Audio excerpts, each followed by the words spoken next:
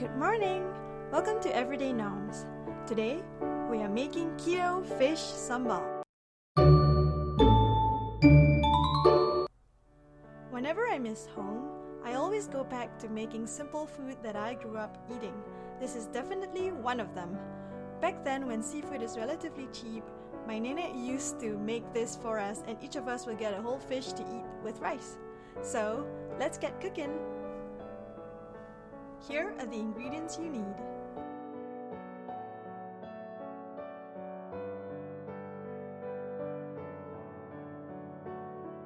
First, cut the dried chili to get rid of the seeds. Soak it in hot water to let it soften. When it comes to picking the right fish, any type of scad will work. Yellow striped scads are great, but I think this one is a yellowtail scad. I'm not completely sure, but if you think this is another fish, comment below. I bought this fish whole and frozen, so I need to clean it. Fortunately, I had some old and rusty fish cleaning skills when I used to help Nene in the kitchen. Basically, you'll need to make sure that the gills and the innards of the fish are removed. Cutting the fins makes it look a little cleaner, but it's unnecessary. Finally, make sure it's descaled if the scales are too thick.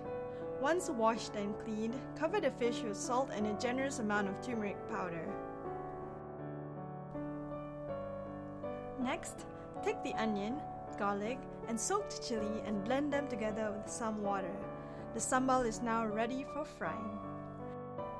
We need to fry the fish first, however, so in goes the oil and the fish when the oil is hot. It does not take that long to fry it. As long as it looks crispy on the outside, it should be good.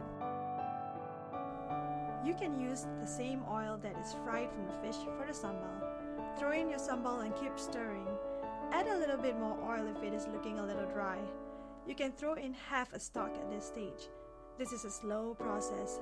Keep frying until the oil separates and it dries up a little. Once it gets a little dry, throw in your chopped kaffir lime leaves for that freshness.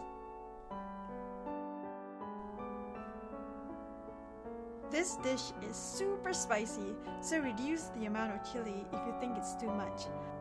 I love mine with a side of rice or cauliflower rice if you're on keto. It's a really simple recipe that only requires 8 ingredients, so I hope you can try it.